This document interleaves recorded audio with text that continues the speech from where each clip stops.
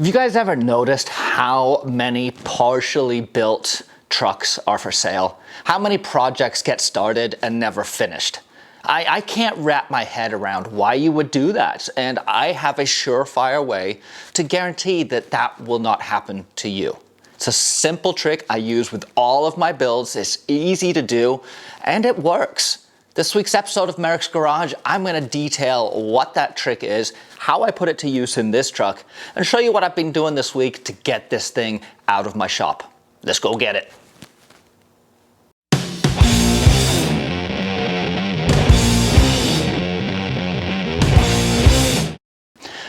Before I drop knowledge on you, I want to make sure that my subscribers are the ones watching. So if you are not subscribed, go ahead and click that button below. When I started the build of my Blazer, oh man, 7 years ago, I had no space, no time, and no money. You may ask, why the heck would I consider doing a build when those three things were against me? And the short answer is, I knew the situation wasn't going to change in the near future, and if I didn't start, I never really would. So I did what any normal person would do. I found a dirt strip on the side of the road across from my house, parked my truck over there, dragged my tools across every day, ran extension cords and air compressor lines, had them driven over by trucks all the time, and had to clean up after every day of wrenching. It was a rusty knife fight. It was difficult, it was inconvenient, it was challenging, it was dirty, it was hot, it's just all around miserable. But it set a fire in me. I wanted to get this thing done because I wanted to get off the side of the road.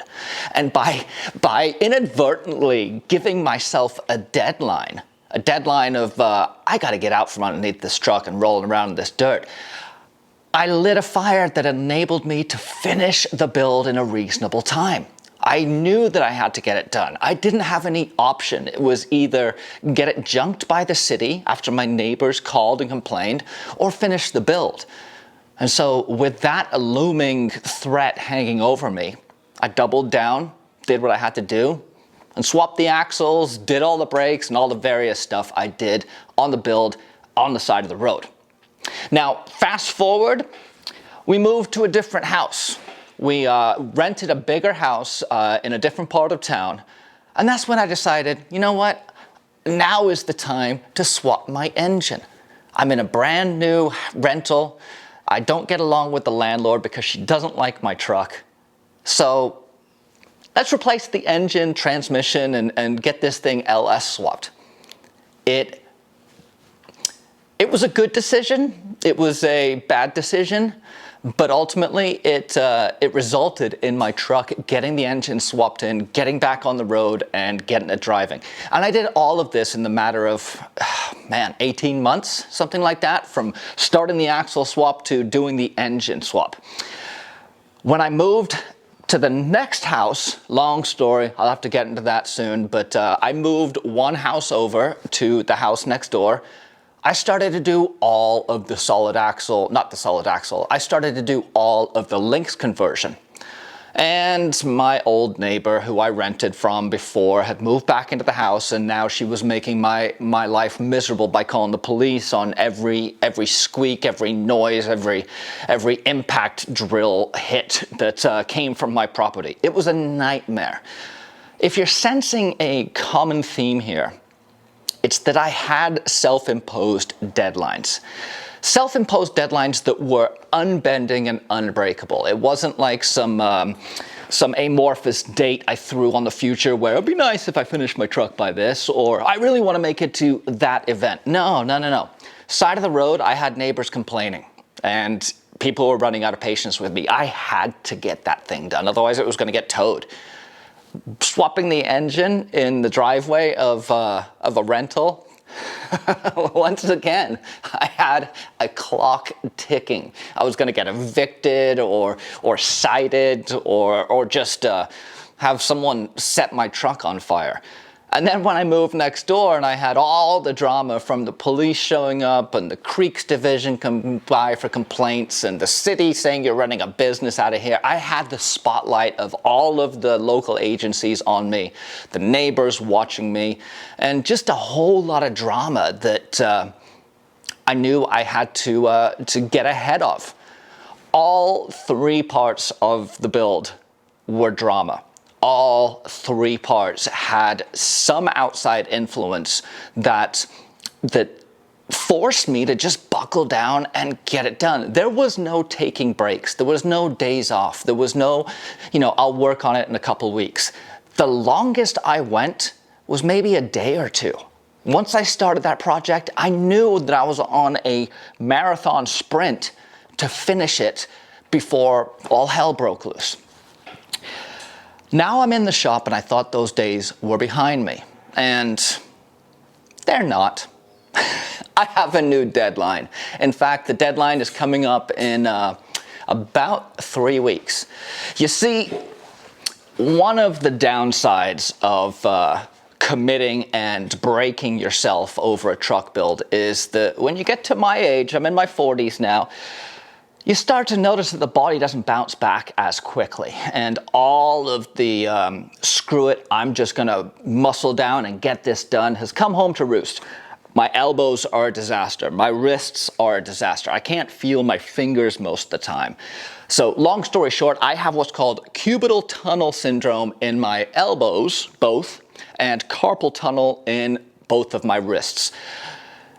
What that is in a nutshell is essentially as the ligaments and tendons and all the soft connective tissue and nerve and blood supply flow through the joints, either the joint in your wrist or the joint in your elbow, they're constricted down to a tunnel that they have to travel through. As they go through that tunnel, everything's happy, but when you start overusing something, all of the attachment points for the tendons and ligaments will grow. The space inside this tunnel gets smaller and smaller, and guess what? It pinches down on blood supply, it pinches down on nerves, and it leaves me feeling like I'm wearing snowboarding mittens most of the time. It's become rather painful, and I'm at the point where if I don't get surgery and get this resolved, I may not get back all the feeling in my hands, which at my age is something I cannot live with.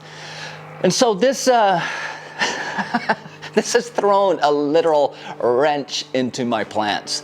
I initially thought I would have this thing done in about 6 months, and that's from the beginning, and that's about where we're landing right now. It just, it's come upon me really quickly. I basically have 3 weeks to finish the build. 3 weeks. After that, I'm going to be rehabbing the arm and then doing the next one. So there's probably going to be a month to 6 weeks where I'm down and not able to wrench, and at least not able to do the heavy stuff that the burb rebuild requires. So once again, I've got this deadline that I can't escape. And there is nothing like an inescapable inevitability to drive you to get things done, to push through, to persevere, and to make sure that before I go under the knife, this thing's out of here. So that is the big secret. Give yourself some inevitability that you have to get done by. My neighbor is building a linked blazer in his driveway right now, and he cannot move the vehicles in his driveway until he finishes this build. Just the way he had to stack vehicles, he's kind of in a bind. And so he is hammering because he can't move to the next stage, and happy wife, happy life if he doesn't get this first part of the build done. I know it sounds simple, I know it sounds easy, but it's daunting when you actually start spinning that first wrench and you realize the clock has just started and I need to get this done. So, what do I recommend for you guys? Park the project truck in a driveway. Block in your garage. Do something that makes your life uncomfortable with the vehicle there. that will constantly light a fire under you to get out there and wrench on it when you don't want to. Knowing that you have to get this done is a huge motivator. So, what do I still have left to do? Well, quite a few things. I banged out a bunch of little projects this week. Let's go take a look at those, and we'll talk about the big looming projects that still need to be knocked off before I can pull this thing out of here. I know I preach cleanliness and organization as keys to getting a build done, but sometimes, you just gotta say, I'm gonna hammer. I'm gonna spend that time that I could be cleaning, I'm gonna spend it wrenching. And that's what I've been doing this week. I walk out of here when I need to, leaving the way it is, and walk back into this mess and pick up right where I left off. So I have got several things done this week, so let's go through what I was able to accomplish, just some of my highlights. I did get the exhaust finished. It is all hung, it is all wrapped, it's all ready to go. I also got all of the triple stick shifters done. The triple stick shifters were quite challenging. I had to build a whole assembly underneath to get them to work properly, but I'm pleased to report that those guys are now working as they should. Clean, nice, good action, and no drag. I had to pull my steering column dash apart to get the new clutch pedal in. I now have a clutch pedal. I've got a clutch, and it's all mounted. I need to get the steering column back in, but room up on the firewall is becoming a rare commodity, but everything's fitting together nicely. I also got this clutch pedal installed down here. You guys might not be able to see this without some light, so yeah, there's the clutch pedal installed, along with my boost, EGT, and fuel pressure gauges. I built a harness for those and ran the harness through the firewall and have started getting all the center units dialed in for that. Underneath the truck, I've been able to get a lot of the parking and braking situation dealt with. I was able to find a parking brake assembly at my local junkyard that I put in. I've got my shocks mounted. I just need to get the mounts fabricated for the axles. I've got to move that cross member back. I've done some thinking, and the cross member needs to come back and most likely needs to get rebuilt, because it does not need to hang as low as it does, because that's my low point on my build right now, which is really pretty cool. So just put a mount under that and it will add protection and clearance. It's been a busy week. There's a lot of little things I've got done that don't always appear sexy, but they need to get done. And this is what I've landed on that I still need to get done. I like to put everything up there. I mean, the locker wiring should be pretty easy. That's just running the wiring into the cab. But I've also got to reassemble the dash, which that could be rather intense. I am installing AFE Live. This is the control system from Power Driven Diesel. I also got the governor springs, fuel plate, and everything to do all the work I need to do on my AFC controller right here. So the body needs to come back off. I'm going to work on stripping the underside today. Not that I want to, but it needs to get done. So the body's going to come off for the 100th time. This is where I'm at, and everything's working as it should, and everything's moving nicely.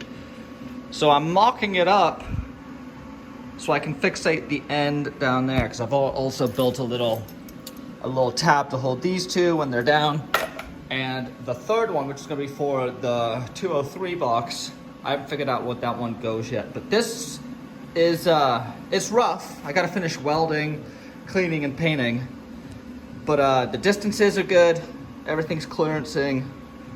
Let's see how it works.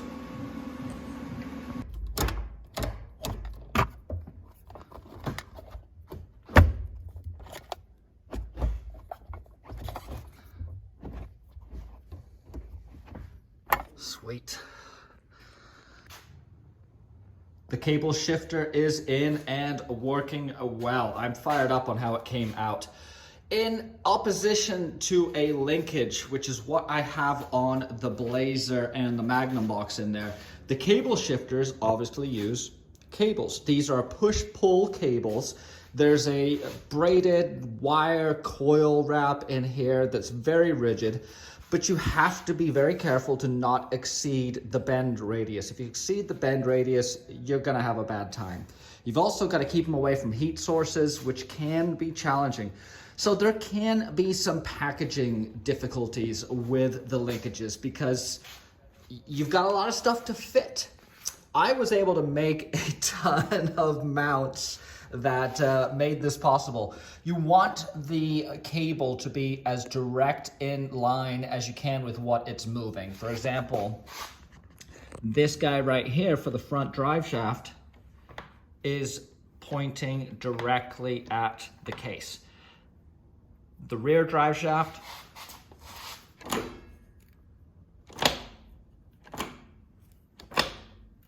there we have that. And then the T-Case 203 range selector. As you can see, I took the box, hacked it up quite a bit, or took the mount that I had, hacked it up quite a bit, extended it, put a bunch of supports in, bolted it to the transmission. But it works. It works really well. It feels nice. There's good action to it. And I'm happy. I may do some more adjusting to get these to line up a little bit better, but probably not because, you know, I have a deadline.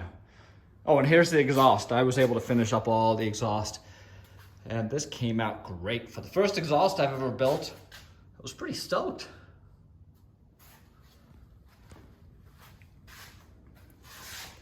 Nice and tucked. And everything clears nicely.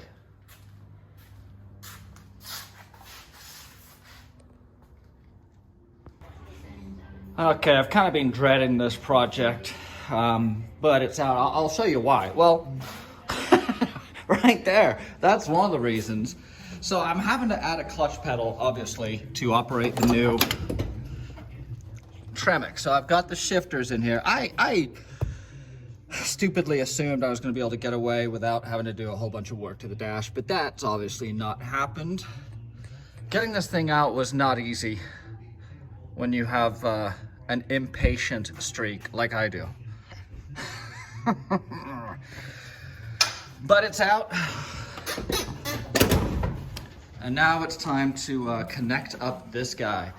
I bought this, which is made for the 73 to 87s, and it comes with all the gear you need to connect a clutch pedal. It does require some welding, or technically you bolt it together, but I'm gonna weld it together, paint this guy, and hopefully just throw it back in, which we all know isn't gonna happen. It's gonna fight. But yeah, let's get this guy mocked up and I'll show you what it looks like. So the objective, well, the instructions were to weld instead of bolting. So, and I agree, it does look good. So I did plug rosettes on all those, and then I just burned in the seams. This thing's not going anywhere. Yeah, that looks like a lot of fun. Holy mass, Batman. Let's try and get this pedal assembly in. If this goes in smoothly, I'm gonna do a happy dance. Okay, I'm gonna see if I can show you guys what's going on here, but essentially here, this is gonna be the clutch rod. It's gonna mount up the clutch pedal right there, but it's not long enough to get through to the master. So I'm gonna be cutting this and then adding it onto here. So let's see how this works. Okay, here is the clutch master up on the firewall. It's mounted, it's secure, it's in the right place. Hydro boost right there, and let me show you the inside because much success was had. Look at that. Just missing the direction input. But there's the clutch pedal assembly. And brake booster, master, hydro boost. Stoked. And then all this is coming together too. See, it's easy. There's nothing to it. You just have to give yourself some irreversible deadline that will be catastrophic if you don't make it. And then somehow magically you'll find the time to finish the build. I hope this was helpful. Subscribe to Merricks Garage for more helpful tips on how to finish your build. We'll see you soon.